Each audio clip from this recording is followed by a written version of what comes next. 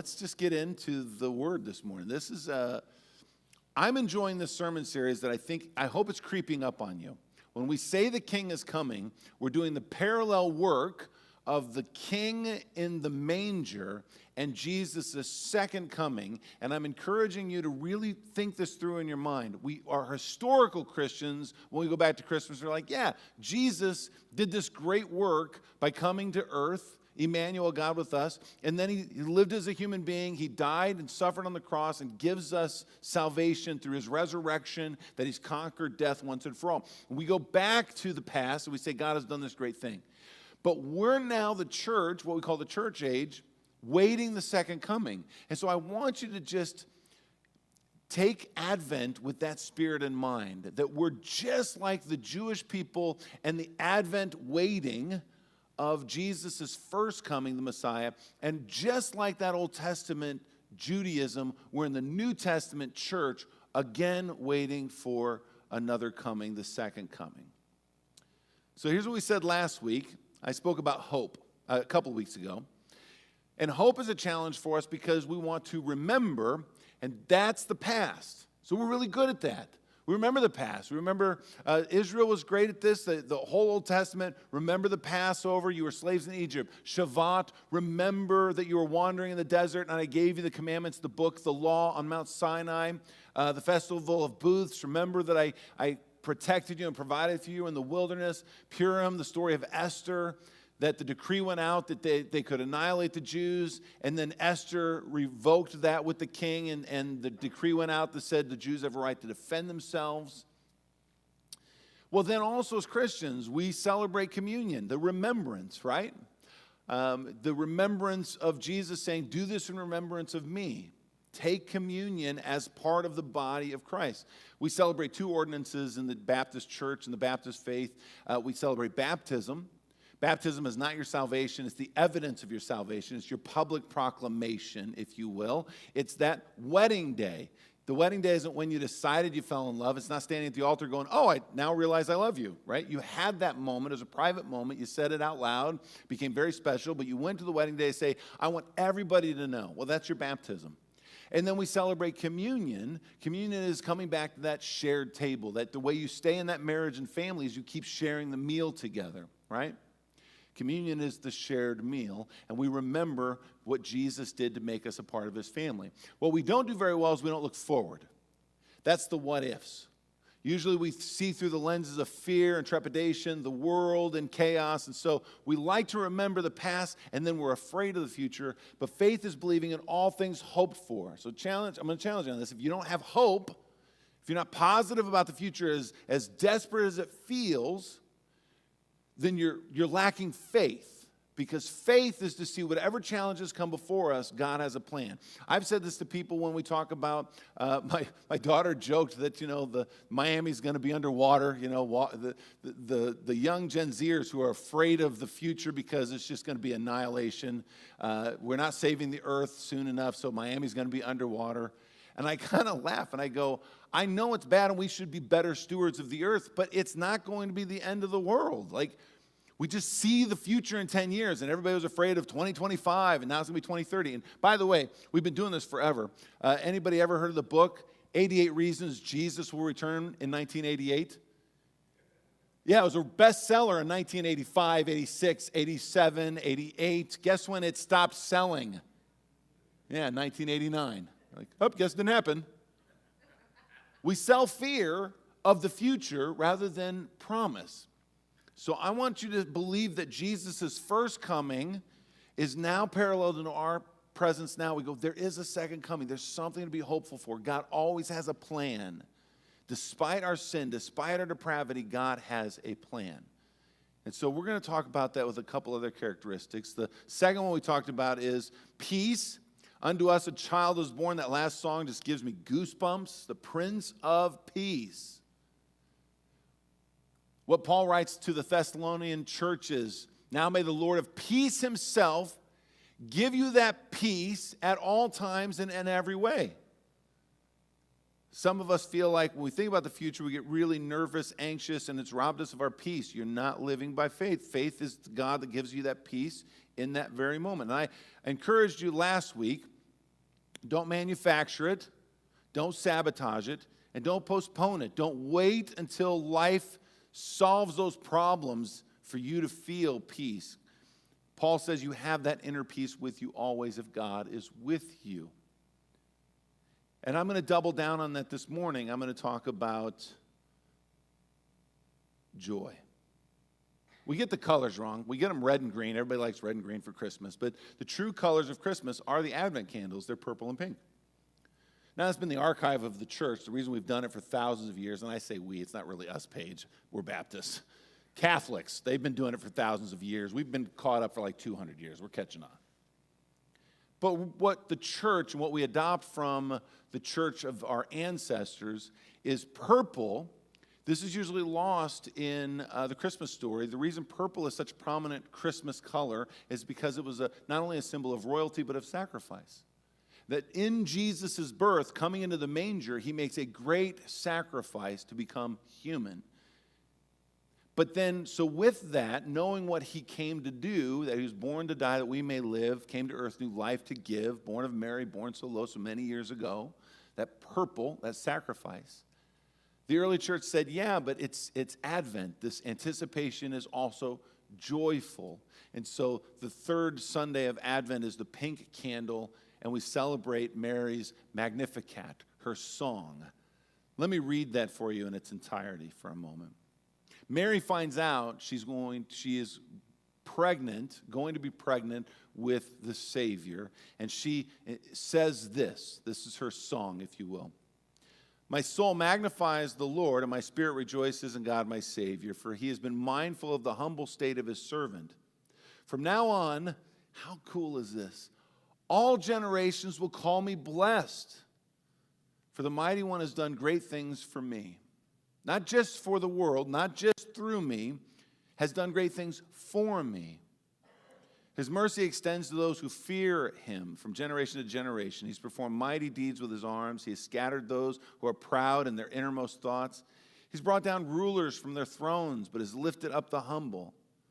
He's filled the hungry with good things, but has sent the rich away empty. He's helped his servant Israel, remembering to be merciful to Abraham and his descendants forever, just as he promised our ancestors. Mary stayed with Elizabeth for about 3 months and then returned home. She finds out she's pregnant. She goes to visit her cousin. And while she's there, Elizabeth says, the baby jumped for joy in my womb when you showed up. Now, Elizabeth is 6 months pregnant. It's a pretty interesting connection that she stays 3 months, likely for Elizabeth to give birth to John the Baptist. Mary gets to see how God fulfills his promises with his aging cousin who now is able to have a child, and then her beginning to show. Maybe 3 months is that space in early pregnancy where you'd be afraid of is this really happening? Is the baby, it's the highest risk, if you will. So she spends those 3 months with her cousin, Elizabeth, who then has a baby, and now that she's showing a little bit, she goes back to her family. I want to share with you this morning where we as a church miss out on Mary's joy. We struggle with it. We don't like when things come around and we didn't expect them. Can I be honest? I think about that with snow. I'm kind of this way, and I actually really have to apologize to my wife because I don't like people walking on the snow before I get to it. Anybody that bad? So I get out in the morning, and I get the snowblower, and I get the stuff off the driveway, but then 3 more inches come. I just shoveled it. And sure enough, I pull the van, and we got all the little grandkids in the car, and I pull the van up, and I go, okay, people, here's what we're going to do. You're going to walk stealthily on the other side of Joey's car, down the truck, by the basketball hoop, and I want you to shimmy by the garage. Don't step on that snow. I'm not putting the van tires on it. You're not putting your feet on it. And so here's Tara and the kids, and there's just enough room between the cars that are on the far side of the driveway and the neighbor's yard, and they're all like, they can do it on that side. That's fine. I don't care about that side. And then at the garage, they got to go back, and they get inside, and I get out of the car, and I walk through the snow, and I get the snow blower, and I blow it all out, and then I pull the van, and then it still snows.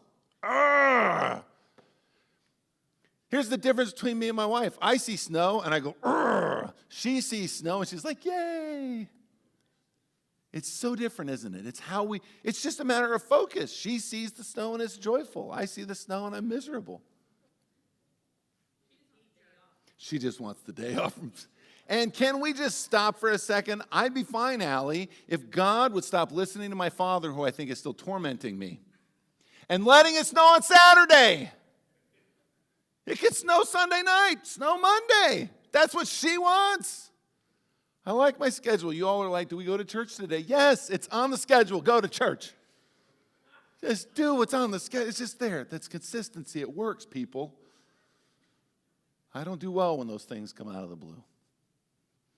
Although she gets annoyed at my joy too. My family tells me I need to stop singing. Apparently I just break out into song, and she doesn't like that either. It can happen anywhere.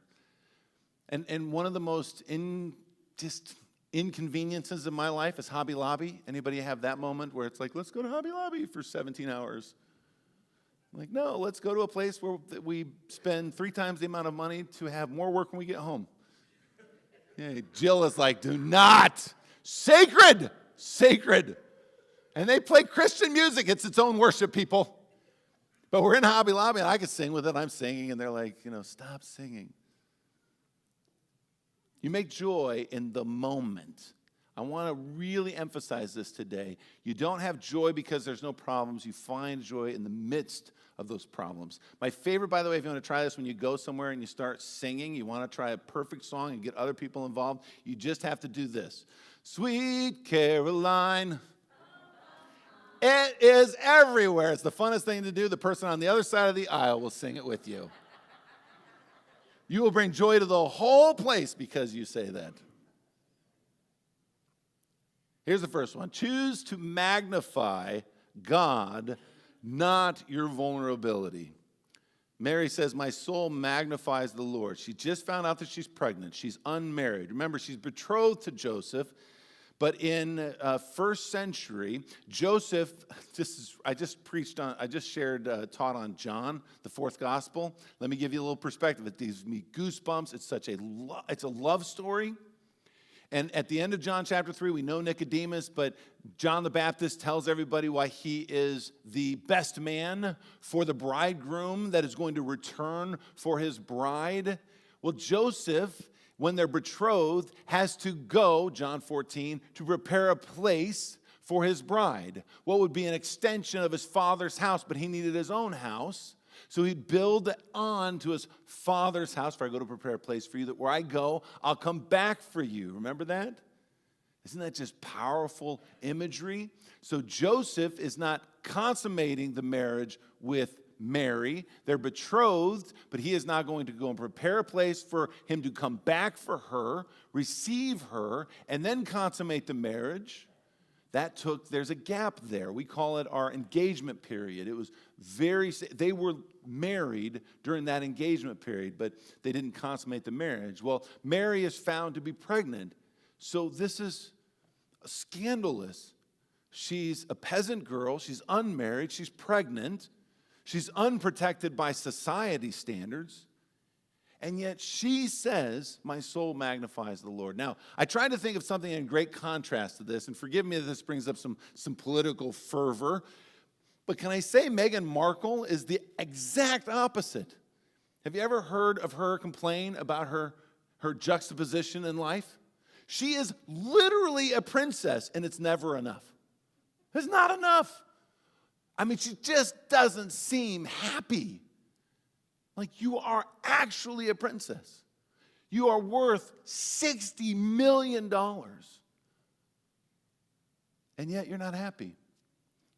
The reason I reference that is I think of it in terms of John Candy's movie. Did you guys see Cool Runnings?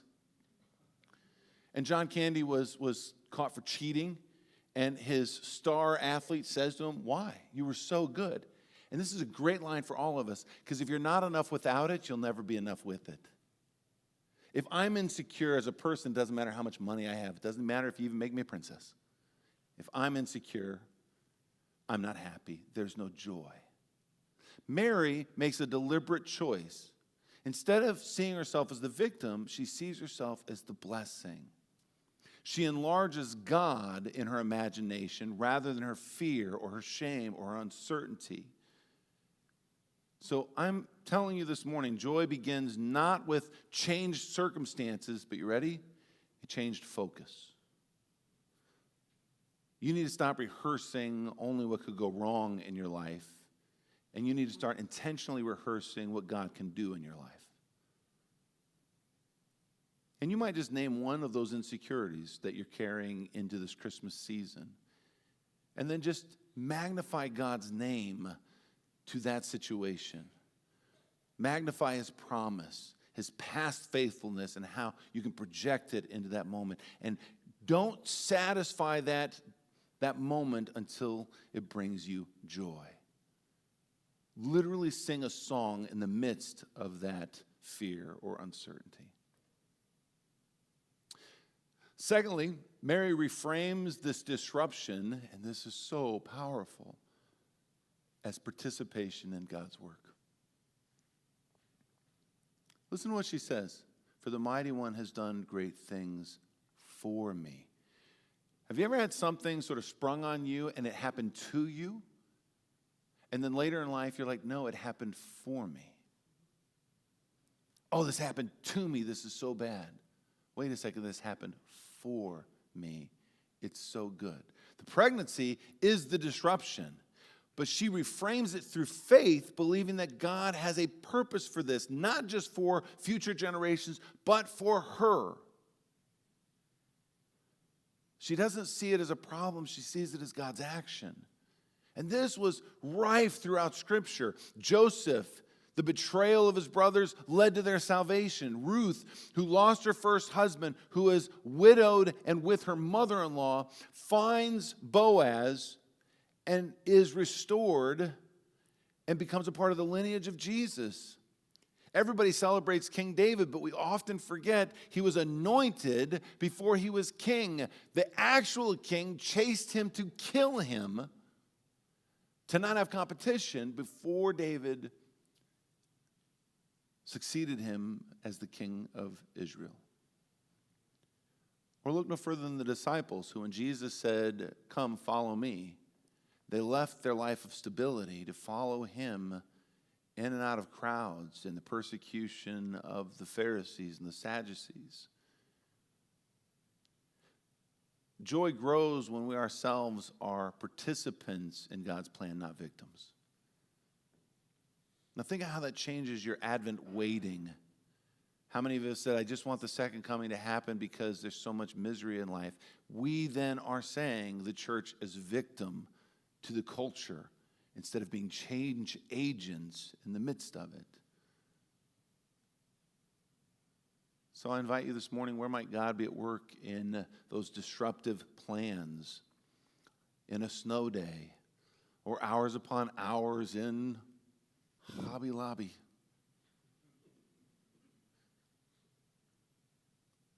I laugh. Many of us know back in the day didn't have dishwashers. We didn't have one in the parsonage when we got there, or at least not one that worked very well. And every once in a while they'd say, do you have a dishwasher? And I say, yes, we have two. They just don't work very well. And now I'm like, we have 6. Even little Lainey will help me out with the dishes, right? She drags a chair. She's a little toddler. She just turns a chair over, scrapes the floor, puts it in front. She's going to do dishes. We're going to do dishes. Reframe your focus.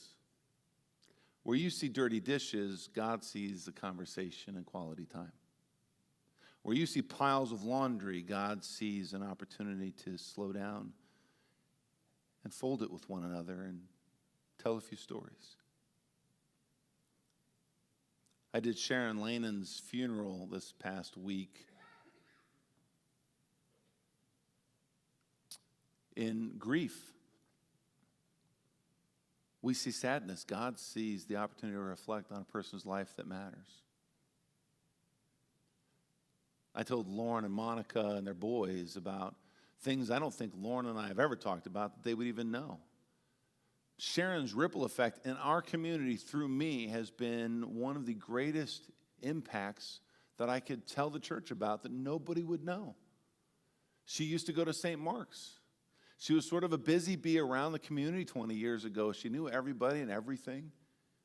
And she knew about her neighbors, and she would tell the stories, Wilbur and Ruby. That little bit in my ear, enough for me to go over when Wilbur is dying and to mow the yard, and to go over to St. Mark's, mow the yard. That was Wilbur's job. Can you believe that Sharon had a part of that? Those blessings? When I was on the Nokomis Christian Missions, and she was just always joyful.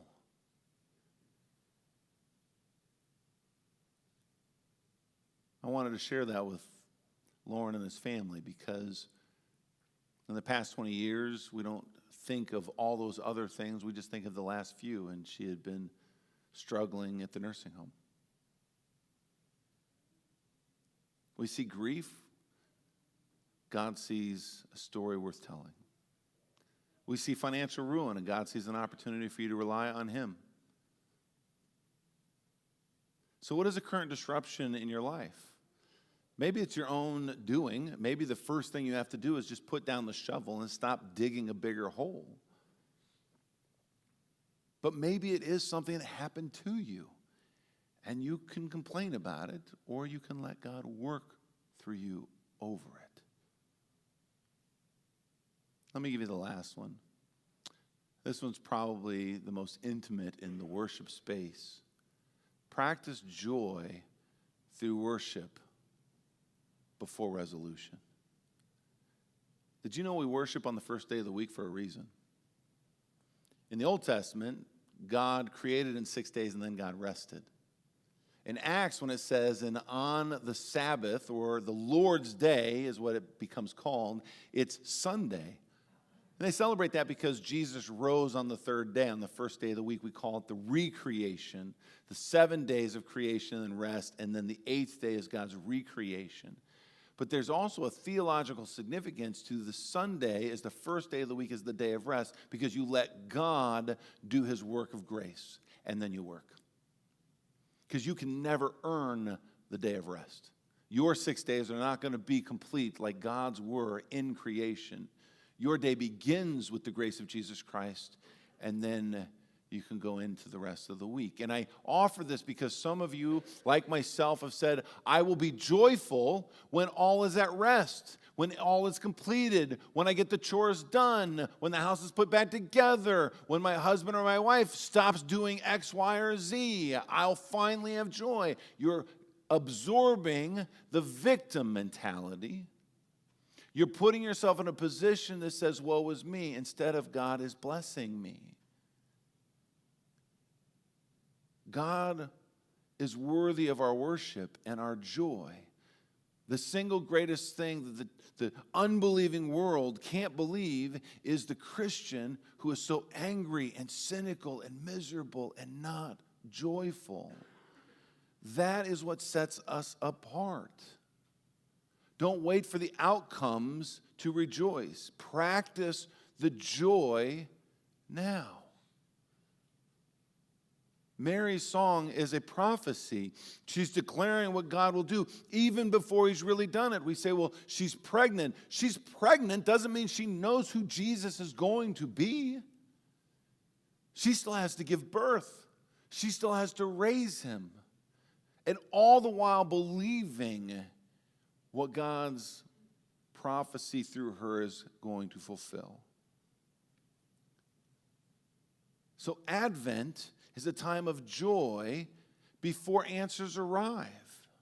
For you to sing unfinished stories. To trust that God is putting His plan in motion, even if you don't see it completely. So, sing, even when circumstances feel unresolved. Use worship. Again, the day of obligation, but I have to go to church. You're missing it. I don't want you to be here because you have to. I want you to be here because you want to. God says, come joyfully. When I'm here, I feel so blessed. This worship is what propels us into the uncertainty of the week. Speak it aloud as a declaration of hope. We're not singing this service because everything is finished. We're in the Advent still. We sing because God has just begun. The world today is pregnant with God's eventual outcomes. Just like Mary, the verge of the coming Messiah, the future generations. We assume the world is hopeless, or we believe there's something to hope for. Michael Jr., the comedian, said this in such a fine and simple statement. He makes people laugh, and he said, laughter is the tangible evidence of hope. When you can't laugh, it's because you feel like there's nothing to hope for. Psalm 126, our mouths were filled with laughter, our tongues with songs of joy. In my dad's final days, I'm just going to call her out, but Stephanie thinks our family's crazy because she walks in and she's like, you guys don't handle death. I just don't understand how you guys handle death. And I said, what do you mean? And, I guess what she's talking about is that when people walked in, we were telling stories and laughing. My dad was dying, and we're laughing. Like, how can you guys laugh at a time like this? Because we know where he's going. We're just telling the same stories he'd love to tell if he was here, could physically talk to us. Yes, did you know Christians behave differently that way? We grieved, we cried, we were sad. And then we laughed. And I'm going to tell you the best joke, because it's true. And I know it's true because of the way things have been happening. He's driving Jesus crazy now. He's all yours. I've been dealing with it, Jesus. And you thought it was funny. Now it's your turn. Who's laughing now? You get it. So I'm going to encourage you, magnify God while we are waiting. Believe that God is already at work in what feels unfinished. And sing now, because you still know the King is coming.